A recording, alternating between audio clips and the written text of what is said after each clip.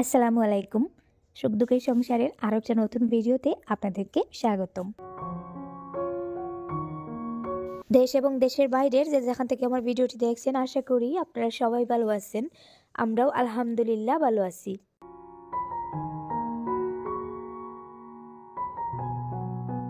আরিয়ানের বাবা বাজারে গিয়েছিলেন, আসার সময় যে আমার জন্য কিছু জিলাপি আর কি বলে ওটাকে আমি জানি না, লুচির মতন করে ভেতরে একটু পুর দেওয়া থাকে। তো যাই হোক, আমি কখনো খাইনি, আজকে ফার্স্ট টাইম ট্রাই করব।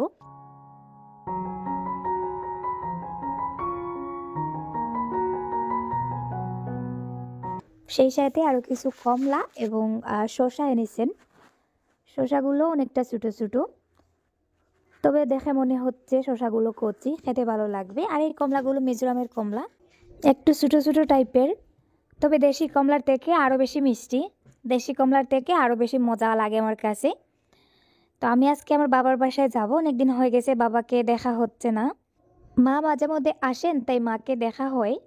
বাবা অসুস্থ, বাবা তো আসতেও পারেন না, ওই কারণে আমি একটু ঘন ঘন আর কি বাবার বাসায় যাওয়ার চেষ্টা করি, যাতে গিয়ে বাবাকে দেখে আসতে পারি।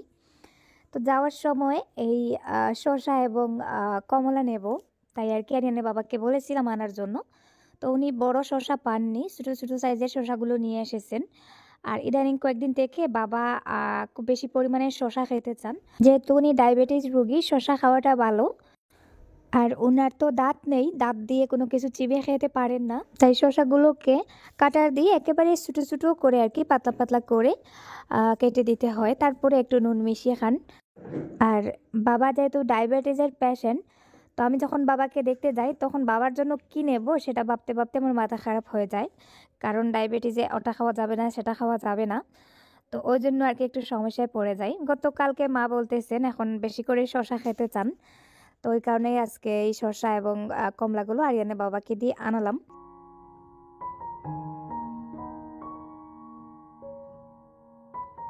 এখান থেকে আমি 2টা কমলা ছুলে নিয়েছি, ওগুলো দিয়ে আমি এখন কমলার জুস করব। তো যাই হোক, আপনারা দেখতে থাকুন। আর সেই সাথে আমার ছোট্ট একটা রিকোয়েস্ট, আজকের ভিডিওটা আপনাদের কাছে অনেক বেশি ভালো লাগবে, তাই রিকোয়েস্ট করব স্কিপ না করে শেষ পর্যন্ত একটু ধৈর্য সহকারে দেখার চেষ্টা করবেন।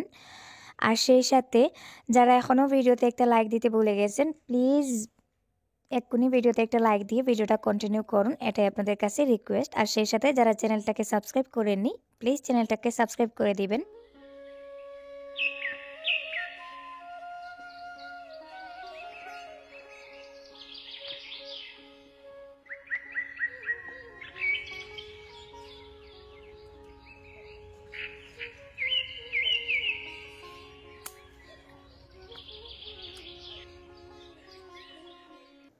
আমি এখানে কিছু বেগুনের গাছ লাগিয়েছিলাম, আর আজকে প্রথমবার গাছ থেকে কয়েকটা বেগুন তুলব। এই যে এরকম সাইজের কিছু বেগুন হয়েছে। তো এর থেকে বেশি সময় ধরে বেগুনগুলো রাখা যাবে না, বেশি সময় রাখলে আবার বেগুনে পোকা চলে আসে। তাই বেগুনগুলো একটু বড় হওয়ার সাথে সাথেই আরিয়ানের বাবা মানে সব সময় আবার পেছনে বলতে থাকেন যে বেগুনগুলো পেড়ে নিয়ে আসো, পরে পোকা চলে আসবে। আর উনি বেগুন ভাজি খেতে খুব পছন্দ করেন। তো আজকে ভাবলাম বেগুনগুলো তুলে নেই। আর এই বেগুনগুলো বেশি একটা বড়ও হবে না, কারণ আমার বাড়ির মাটিগুলো অতটাও ভালো না, দেখতেই পাচ্ছেন গোড়ার মাটিগুলো শক্ত হয়ে বসে থাকে। তো যে কয়েকটা হয়েছে ভাবলাম আজকে পেরে নেই। আর এই যে দেখুন, অনেক ছোটো একটা বেগুন, তো মনে হচ্ছে এক পাশ দিয়ে একটু হালকা হয়ে গেছে, ওইদিকে পোকা চলে আসবে, তাই এটাও নিয়ে নিলাম।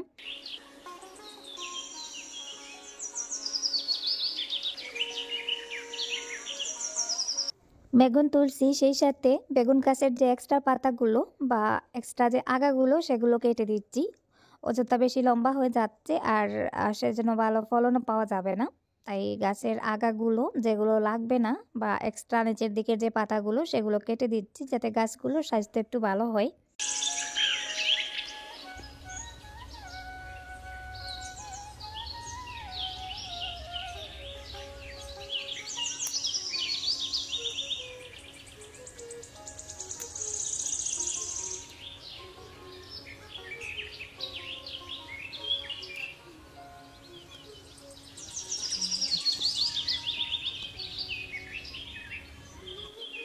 তো এই যে মাত্র এই বেগুনগুলো আনলাম, সবকটা বেগুন একেবারে পাতলা পাতলা ছোটো ছোটো।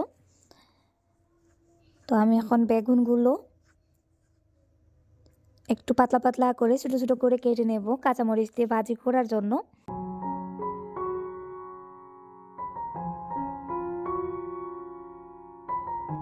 আমি ভাবছিলাম বেগুনগুলোতে হয়তো পোকা চলে এসেছে, কিন্তু না, একটা বেগুনের মধ্যেও পোকা পাইনি। সবকটা বেগুনের ভেতরটা একেবারে ফ্রেশ সাদা, এই যে দেখুন। কাজ করে করে আমার প্রিয় আপুদের সাথে একটু গল্প করি। তো ইদানিং আমার হোয়াটসঅ্যাপে এত ফোন আসতেছে, তারপরে এমনিতেও কল আসে। তো আমার বোনের হাজব্যান্ডের অসুস্থতার জন্য আর কি আমি যে ভিডিওটা করেছিলাম, ওই ভিডিওতে আমার পার্সোনাল নাম্বারটা আমি দিয়েছিলাম। আর যদি কেউ হেল্প করতে চান তাহলে আমার সাথে আর কি হোয়াটসঅ্যাপে যোগাযোগ করতে পারেন। তো ওই জন্য আমি নাম্বারটা দিয়েছিলাম। গত কয়েকদিন থেকে আমার কাছে এত ফোন আসতেছে। আসলে ফোন করছেন আপনারা, ভালো কথা, আমি কিন্তু একটুও খারাপ পাইনি। কারণ আপনারা হয়তো আমার খবর নেওয়ার জন্য বা পার্সোনালি আমার সাথে কথা বলার জন্য উৎসাহ নিয়ে ফোন দিচ্ছেন। অনেকের সাথে আমার কথাও হয়েছে, তবে সব সময় সবার সাথে কথা বলা বা সবার ফোন ধরা সম্ভব হয় না। এটা নিয়ে আবার অনেক আপুরা রাগারাগি করেন। আপনারা তো জানেন আমি খুবই ব্যস্ত মানুষ, মানে সারাটা দিন যে সময়টা পাই সেই সময়টা একটা রুটিন মাফিক চালাতে হয়। যদিও বা আগে একজন ছিল আমাকে টুকটাক কিছু জিনিসে হেল্প করতো, এখন সেটাও নেই। সব কিছু আমার একা হাতে করতে হয়। তাই রিকোয়েস্ট করব, আপনাদের ফোন ধরতে না পারলে প্লিজ আমাকে ভুল বুঝবেন না।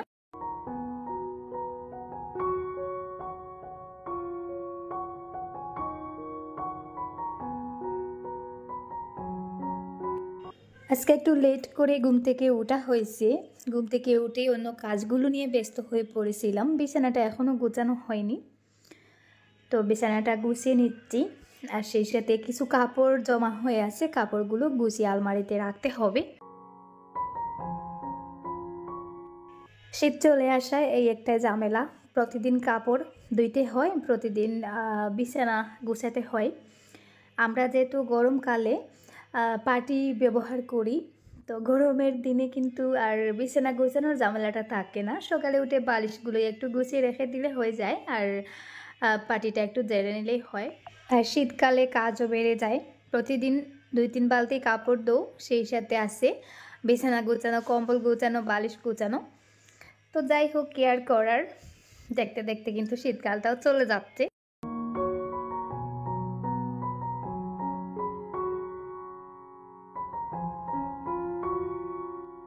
এই কয়েকদিন খুব দৌড়াদৌড়ির মধ্যে দিয়ে কাটাচ্ছিলাম, তাই ঘরের কাজগুলো তেমনভাবে করা হচ্ছিল না। যেদিকে যাচ্ছি এক ড্রেস কাপড় নিয়ে যাচ্ছি, এসে সেটা ধুয়ে রেখে দিচ্ছি, কাপড়গুলো উঠিয়েও রাখা হচ্ছে না। তো আজকে আবার সবকটা কাপড় বের করলাম আলমারিতে গুছিয়ে রাখার জন্য।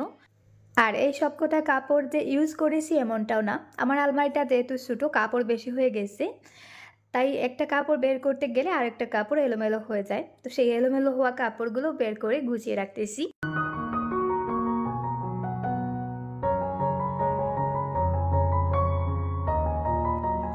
আর এই যে একটা ড্রেস দেখতে পাচ্ছেন, ওই ড্রেসটা মনে হয় আপনারা এর আগে দেখেননি, কারণ ড্রেসটা নতুন। নতুন বলতে একদিন পরা হয়েছে।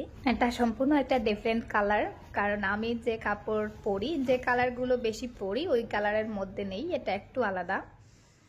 তো ড্রেসটা কেমন হয়েছে কমেন্টসে জানাতে পারেন। আরিয়ানের বাবার থেকে আমার জন্মদিনে পাওয়া গিফট এটা। তো আমার জন্মদিনটা অলরেডি চলে গেছে, 12 জানুয়ারি ছিল, তো আপনাদেরকে আর বলা হয়নি। আর নিজের জন্মদিনটা কিন্তু আমার নিজেরই মনে ছিল না। আমি প্রতি বছর আমার জন্মদিনটা ভুলে যাই। নিজের জন্মদিন যখন নিজেই ভুলে গিয়েছিলাম, আপনাদের বা কি বলবো।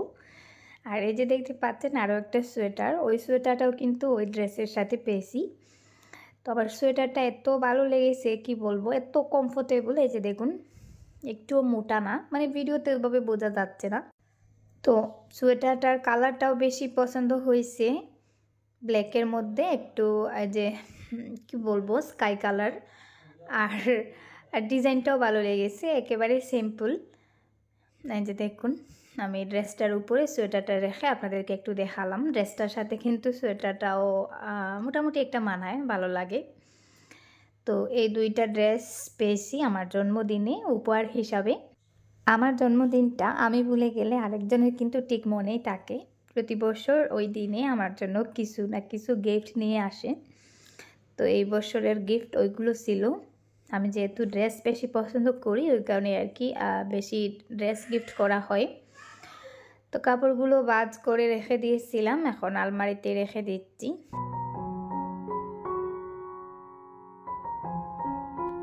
কাপড়ের তুলনায় আলমারিটা ছোট হয়ে গেছে, ওই কারণে কাপড়গুলো মানে একটার উপরে আরেকটা, মুরগির খাঁচাতে যেভাবে মুরগি রাখা হয় ওইভাবেই আমি কাপড়গুলো রাখি। মানে হালকা একটু জায়গা পেলেও সেই জায়গায় টেলে টুলে কাপড় ভরে দেই।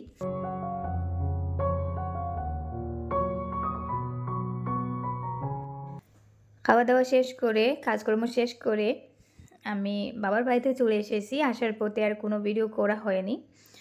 তো আসার পরে এই যে এখানে বাবি দুধ দিয়েছেন, এখন বসে বসে একটু দুধ খাচ্ছি। এটা গরুর দুধ। আমার বাবার বাসায় দুধের গরু আছে আর আমি গরুর দুধ পছন্দ করি। তো একটু দুধ খেলাম, চা খেলাম। আর এদিকে বাবা নামাজ পড়তেছেন, বাবার জন্য অপেক্ষা করতেছি। নামাজ শেষ হচ্ছে না, দাঁড়িয়ে দাঁড়িয়ে দেখছি। তো বাবা চেয়ারে বসে বসে নামাজ পড়েন, সেজদাও দিতে পারেন না। এই যে মাথা একটু ঝুলিয়ে সেজদা দেন। তো এই যে দেখুন মা আজকে বিরাট একটা কাণ্ড করেছেন।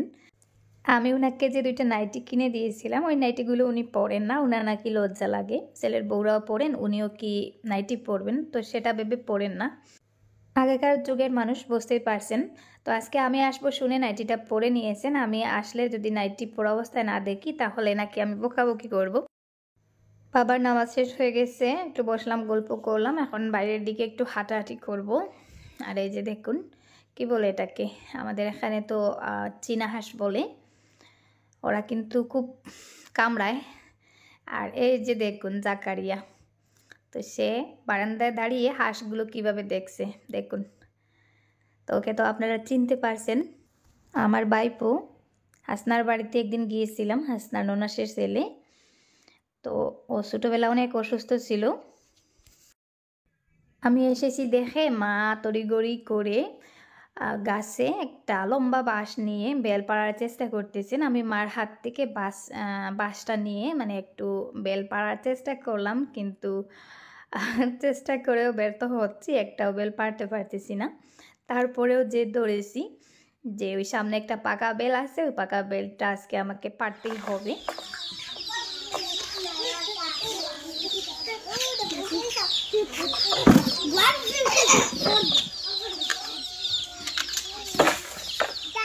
এগুলো ডান্ডা লাগে না, লকটাই নেন চলে। এই পড়ে গেছে পড়ে গেছে পড়ে গেছে, পাখনা আছে। তো ফাইনালি বেলটা পেরে নিলাম।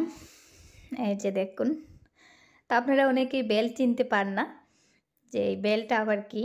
এই বেলটা একটা ফল, আমাদের এখানে কিন্তু খুবই পরিচিত। এই যে দেখুন মা বেলটা ভাঙতেছেন, ভাঙার পরে ভেতরটা আমি আপনাদেরকে দেখাচ্ছি। খেতে কিন্তু মিষ্টি, এটা দিয়ে খুব সুস্বাদু শরবত করেও খাওয়া যায়।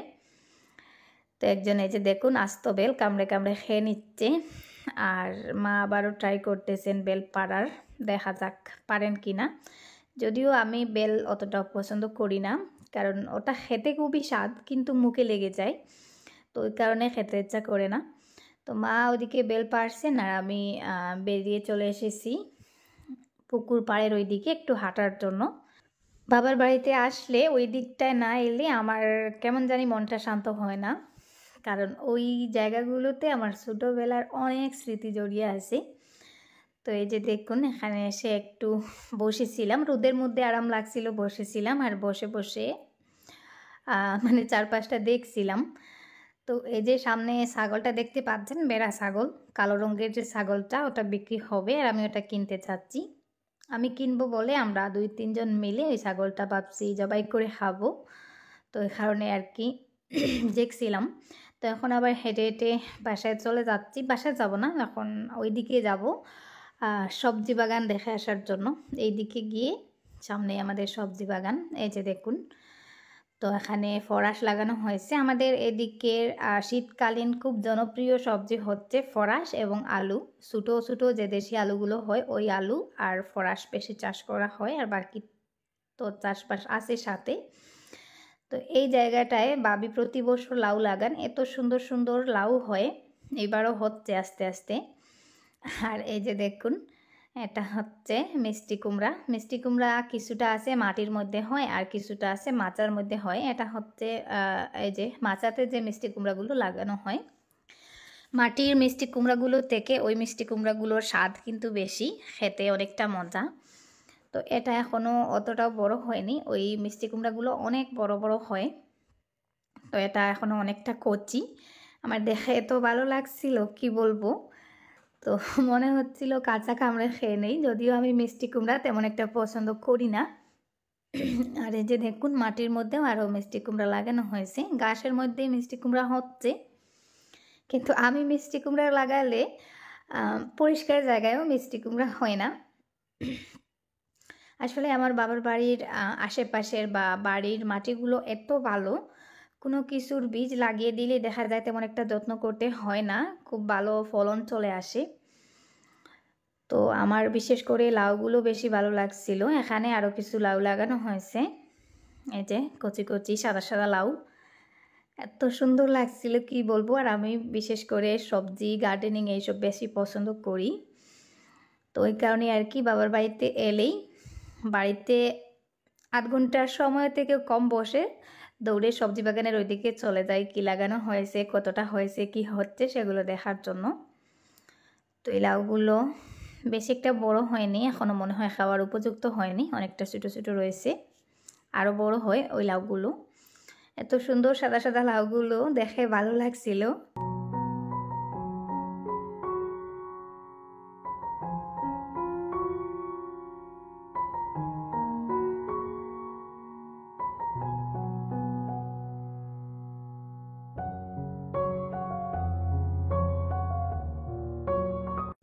গতকাল রাতে বাজার থেকে কিছু ফরাসির বিচি আনা হয়েছিল, কাঁচা ফরাসির বিচি। আর আমি যেহেতু একা মানুষ, ফরাসির বিচিগুলোর খোসা আলাদা করতে অনেকটা সময় লেগে যায়। আর আমার তো অতটাও সময় নেই যে 1 ঘন্টা 1.5 ঘন্টা সময় নিয়ে একটা সবজি পরিষ্কার করব। তো ফরাসির বিচিগুলো ভিজিয়ে রেখেছিলাম, আর যেহেতু বাবার বাসায় আসছিলাম ওগুলোও সাথে নিয়ে এসেছি। ভাবলাম এখানে এসে যেহেতু মানুষ বেশি আছে তো দিয়ে দেবো, ওরা খোসাগুলো আলাদা করে দেবে।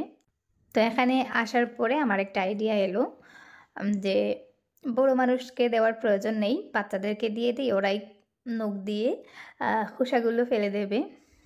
বাচ্চারা কিন্তু ওই জিনিসগুলো খুব বেশি পছন্দ করে। তো ওরা এখানে কম্পিটিশনে ব্যস্ত, কে কতটা পরিষ্কার করছে। এই যে দেখুন, ওরা সবাই আলাদা আলাদা রাখছে, মানে যে যেগুলো পরিষ্কার করছে সবগুলো আলাদা রাখছে। তো আমি বলেছিলাম তোমাদেরকে চকলেট খাওয়াবো, তো ওরা দেখুন কতটা মনোযোগ দিয়ে পরিষ্কার করছে। আর এই যে দেখুন, আমার ছেলেও কিন্তু করেছে, ও এগুলো করেছে, তারগুলো একটা বাটিতে আলাদা করে আমাকে দেখাচ্ছে, মানে যে বেশি করবে সে বেশি চকলেট খাবে। তো এই যে দেখুন, ওরা কাড়াকাড়ি করছে। আর মা এদিকে বেল নিয়ে ব্যস্ত, এই যে দেখুন একটার পর একটা পাকা বেল পেরেই যাচ্ছেন। তো ওগুলো নাকি বাসায় নেব আমি যাওয়ার সময়। তো যাই হোক, কেয়ার করার মা যখন বলছেন নিতে হবে তখন নিতেই হবে আরিয়ানের বাবার জন্য। তো আমরা চলে যাব। আর মা এই যে দেখুন আবারও গোসল করে ড্রেস চেঞ্জ করে নিয়েছেন। আসলে ভিডিওগুলো একটু উলটপালট হয়ে গেছে, কোনটা আগে শেয়ার করব কোনটা পরে শেয়ার করব, আগেটা পরে করে নিয়েছি, পরেটা আগে করে নিয়েছি, ওইভাবেই হয়েছে। আর এখানে এই যে দেখুন সুপারি মালা বেঁধে শুকাতে দেওয়া হয়েছিল, বিকাল হয়ে গেছে, ওগুলো উঠানো হচ্ছে। তো যাই হোক, বাবা ওখানে যে উঠে একটু বসেছেন, আরিয়ান একজন একজন করে সবাইকে আদর করে এখন আমরা চলে যাব। তো আমাদের সাথে আমার বোনের মেজো মেয়েটাও এসেছিল, ও আমাদের বাসায় ছিল। তো ও গতকালকে যায়নি, রাস্তা থেকে ফিরে এসেছে, তো ও আমাদের সাথে এসেছিল। তো যাই হোক, আজকের মতো এই পর্যন্ত। আপনারা সবাই ভালো থাকুন, সুস্থ থাকুন, দেখা হবে নতুন কোনো ভিডিওতে। আল্লাহ হাফিজ, আসসালামু আলাইকুম।